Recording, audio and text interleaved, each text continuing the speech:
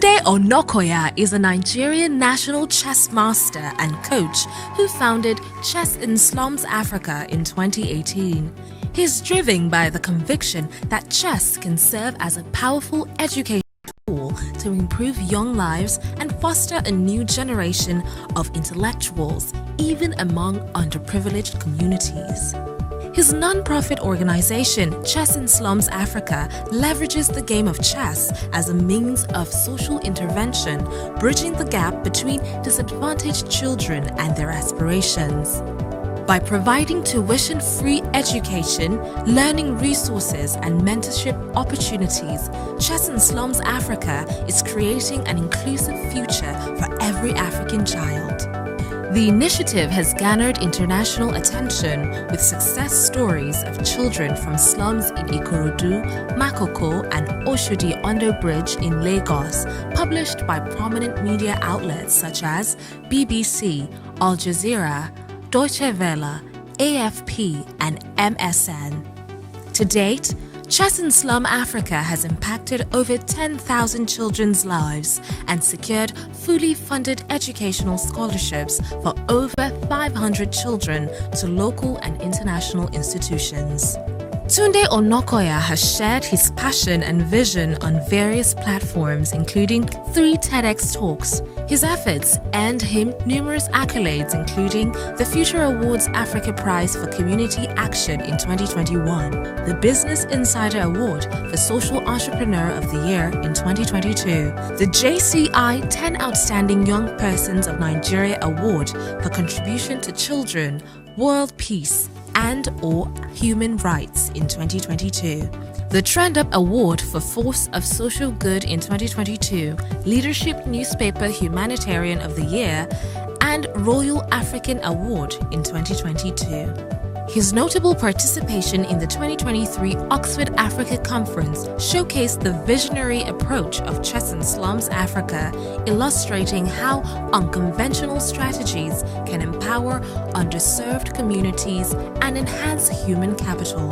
Tunde was a speaker at the prestigious DLD conference held in Germany and continues to be a beacon of inspiration, not just within the realm of chess, but in the broader context of using strategic thinking to shape a better world for all.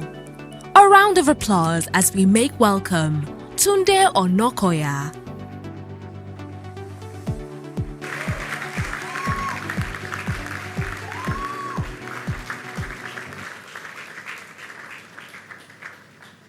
Thank you so much. Thank you, everyone. Can everyone hear me clearly? Okay. You know, as the video played, I was like, no man should have all that power. And it's quite humbling. I want to start by saying thank you to Pastor Kwadri for giving me the opportunity to be here today. Covenant Christian Center, and of course the amazing team that put this together. Such an honor to speak alongside people like, Heidi Kabasa. Dr. Foy is incredible. I was just like, wow. I had to post a video on my Instagram and said, wow, he's a great teacher, clearly. And, the very amazing J-Bums as well. So, coming after both of them, it's hard, but let's see.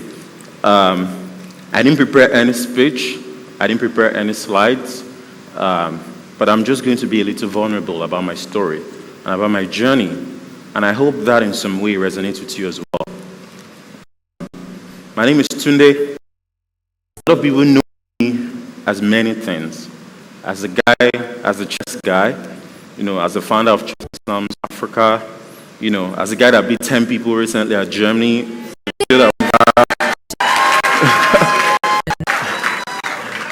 But I like to think of myself as a dreamer. And in fact, I went on my LinkedIn a couple of days ago and I just erased the entire bio about that. I just put dreamer. Because, at the core of who I am, I'm a dreamer. And, a couple of years ago, I wanted to change the world. And a lot of people want to change the world within their own capacity, in their own way. But I think with time, we become so jaded and just, we begin to just accept things the way they are, right? And that is the whole situation with Nigeria right now. It's really hard out there. Like the suffering feels so palpable. And the thing is, I'm actually excited about our ugly future. And this is my self-contradictory statement because I understand that the future is ugly, but I also understand the power that I have to change it above all things. And that is influence. Influence is a very powerful thing. Anyone can be famous. Can be famous for twerking on Instagram and have a lot of followers, But to have influence, it goes much deeper than just being a recognizable face. When you have influence, it is powerful. And I believe it is God that gives influence that suits the nature of a man. Your influence has to be an expression of who you are. Social media is just a tool, right? Every time you share something on social media, you're literally telling the world who you are. You're giving that true essence of yourself, of your personality. You're giving it expression. And social media is just a tool to amplify that. I'll tell you my story of how this all started and how I think I'm wielding this influence that God has given me to change something at a very fundamental level. I grew up in Ikorodu. Is anyone from Ikorodu here? Okay, a few people. But I grew up in a small place in Ikorodu called Isaleodo. It is just a small slum community. And, we didn't have a lot because my parents were not educated, but they wanted us to be educated, right? My father's dream for me was to become a medical doctor. There was no in-between. It's either you're a doctor or you're a failure. There's no, you want to be a content creator. What does that even mean, right? So, and I am the first child of my family. So there was a lot of expectation and pressure that Tunde was going to be the one to save his family from poverty. And because of this expectation, right, I had to grow up really quickly. But when I was 10, something happened. I couldn't go to school again because there was no money and it was just really hard. We could only survive, right? And I had to stay at home for 2 years. That was after my primary school education. It was in that time I found chess in a barber shop. And I remember I was so fascinated by the way the pieces were carved. And I just kept asking questions because I was a really curious kid. And because I was so curious, I got to learn a lot of things, the piano, the guitar, chess, and a lot of things as a child. And it kept telling me that, no, this game is for very smart people. Just watch. You're too young to learn.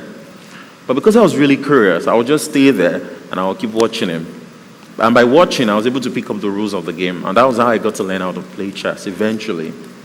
And I got back to school because my mom made a huge sacrifice for me. But that's a story for another day. And I went on to school, and my school had an active chess club. And it became really good. I would represent my school, win tournaments. The first time I won a trophy, I saw my dad cry for the first time. It was a deeply humbling experience. But chess gave me something. It gave me my first real identity. Now, if you grew up in poverty, there's a lot of things that are beyond your control. You're born into a world where, you've become a victim of your parents' poverty. And it's so hard to break out of that cycle. That is why there are 100 million Nigerians in multidimensional poverty right now. Because poverty isn't just not having money. It's being completely removed from systems. And because we were in that small place in Ikorodu, we were completely removed from a lot of systems. And it was so hard to break out of that. But what chess gave me was my first real identity and my first real understanding that I could control my own outcomes. That if I do this, this is what that trajectory looks like. And because of that, I became more confident. I went from being this very shy, reserved, low self-esteem kid to someone who had the capacity to be intellectually inclined. I went on to school, college on a scholarship. I went pro. I became a master. And chess changed my life. That's a summary. But I wasn't rich or anything, right? Because I wanted to be a grandmaster, but that was a pipe dream. Then I wanted to jackpot, but that didn't work out. But I found something. I found purpose.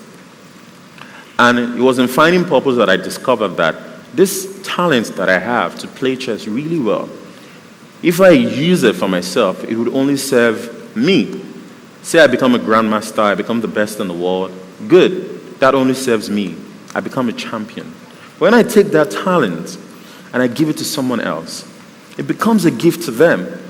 And that is a lot more powerful because every time you share your talent, you give it to people. You can share it as a gift to 1,000 people, to 1,000,000 people. But as a talent, it serves just you. So it was in this discovery that God helped me understand what my place in the world was. And it started with this one question: what do you have in your hands?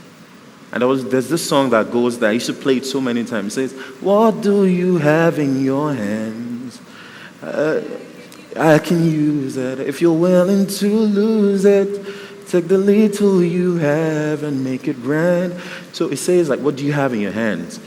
Can you lose it? And I didn't understand what that meant because, like, God, I can only play chess. You want me to lose it? How? It says, lose it, give it away. It must not serve you anymore. And when you do that, I am going to use it. And that made sense. Okay, so my talent shouldn't serve me. But when I give it to someone else as a gift, it will serve them. And that was how I found my purpose. And it was that thinking that led me on the journey of starting Chess in Slums Africa 6 years ago. That I grew up in this Ikorodu place in extreme poverty. I was able to go to school because of chess. Now I want to go back and do the same thing for other children like me, right? To give them chess, not because I was sure how I was going to put food on their table, but because it was going to give them their own first real identity, something that they could control outside just being victims of their parents' poverty. And 6 years down the line, a lot has happened. Chess in Slums has done truly, truly phenomenal work, right? And the first 3 years were just in the dark. In Ikorodu, just there. I used to go there every Saturday and Sunday. In fact, I used to be a pianist in church. I resigned. I said my Saturdays and Sundays, I would be in the slum community. And I would teach these kids. I would share my knowledge. I would share my gift with them, right? And hopefully someday, these kids, they would also find their own path in life because I had something to do with it. So there was no real template for success because nobody else had ever really done it like that. It was like chess, poverty. How does that even make sense? Chess is an elite game for highly intellectual people. But I have faith in the idea that these children had so much potential. But potential is nothing if it's not realized. So how do we take them from 0 to 1? By showing the world that in spite of all of this, in spite of this situation, they can show great capacity for thought. They can also be intellectually inclined because talent is universal, but opportunity isn't. And that was what I thought my place was, in just using chess as a tool to help the world see these children. And a lot has happened, like I said, in these 6 years. But 2 years ago, something happened. I went viral. We went to Oshodi Under Bridge and we said, this thing we'll be doing for the last 3 years, let's do it in Oshodi Under Bridge. And my team thought I was crazy. Like, what are you going to Oshodi Under Bridge to do? That's one of the most dangerous ghettos in this country, where they actually kill people, they rob people. And I said, yes, but we can do great things from a small place, yeah? And they said, oh God. But we went there, and we did the chess project at Oshodi Under Bridge, and it went viral. And people traveled from all over the world to come and sit down in Oshodi Under Bridge with the boys to learn from them, to interact with them, to play chess with them. And it became such a phenomenal success story because I had faith in that idea. Then I became famous. Then I started from maybe I had 100 followers and it grew to 200, then this thing, then 300,000, then it just kept growing. And to me, it was like, what is happening? Now I can't go out again. Somebody would look at me and be like, wait, are you the chess guy? And they would just run up to me and hug me and I wouldn't know how to act. Or people walk up to me and, they share very deep stuff about themselves or maybe something I wrote that really deeply touched them. And I wouldn't know how to react to it. But what was happening was, God was giving me influence, right? And like I said, anyone can be famous, but having influence is so much more meaningful. And because what I did, right, it was really affecting people. And I thought the only way to measure the impact was the children that we were advocating for. But what we were actually really doing was we were giving the world something new to believe in. And that is hope. And hope is really, really powerful. And that was when I understood the power that I have to use this influence, right, to now change even more lives. And there were times I would just post something casually that, oh, there's this child that needs to go to school, and thousands of people would come together to support that child. And this, we need this, and people would come together because I had something to say about it. And that was when I knew my power. But that influence came with a lot of troubles, right? And it was so hard to navigate that. But now I know better. Because, for example, when the video went viral, of me playing chess, the attention came to me, not the work that I did. But then I wrote something about it, that I don't want to be in the spotlight, but I want to use my influence to bring these other children into the spotlight. Because that is the power of influence. It doesn't serve just your own personal interest.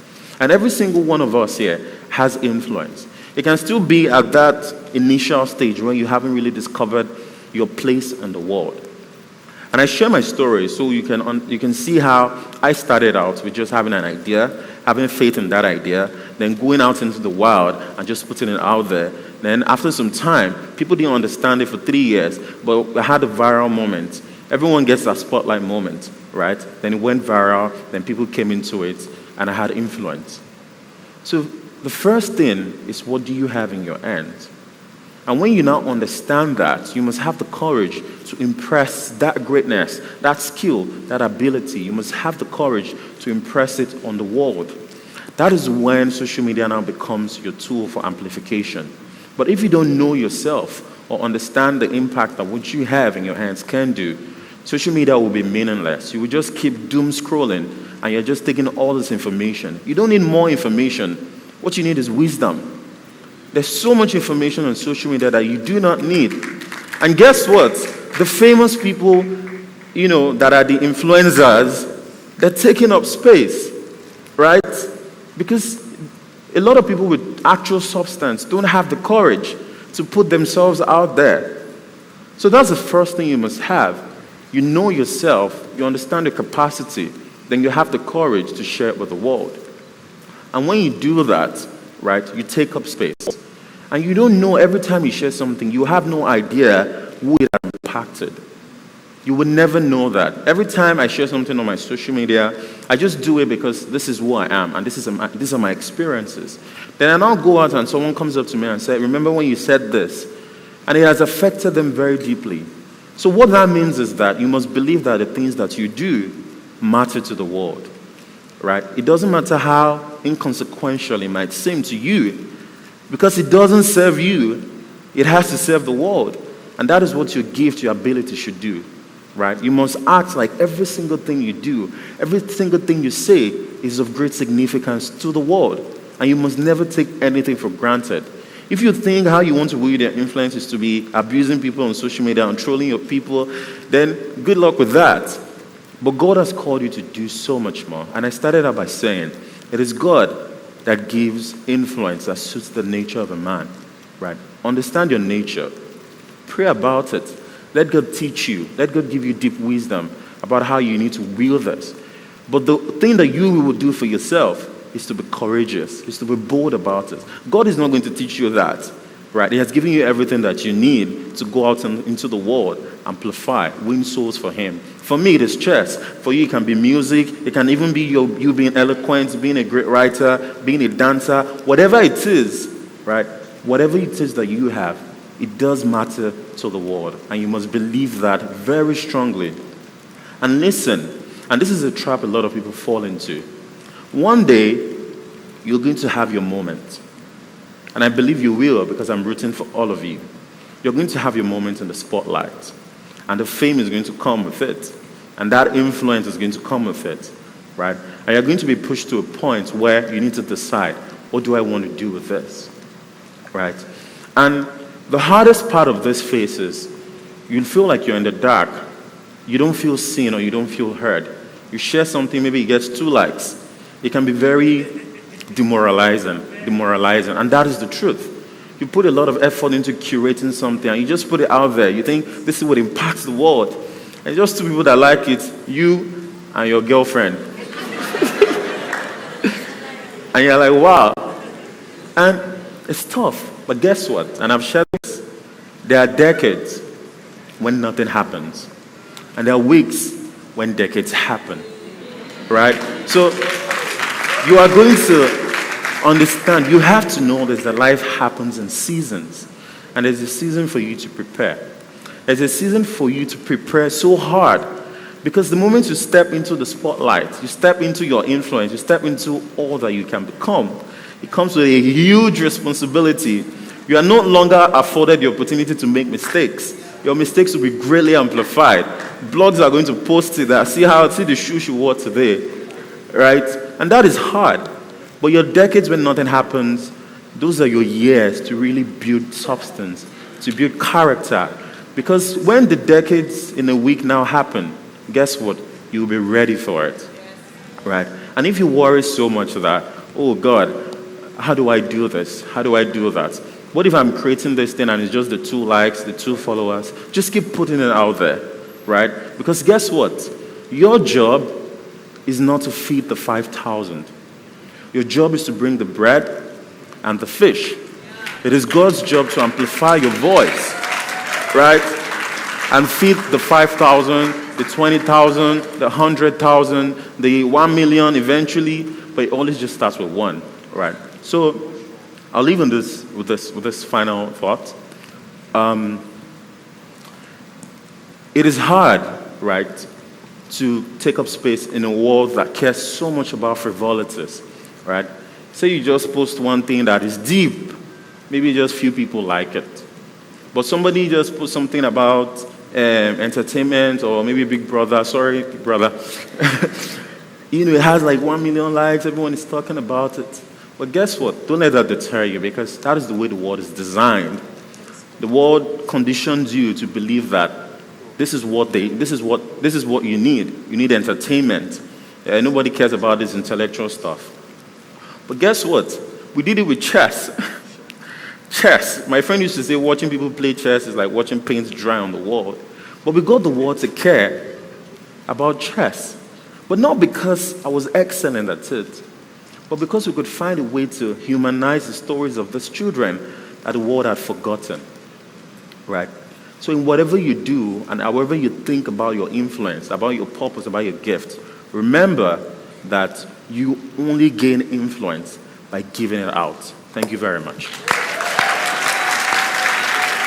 Amazing.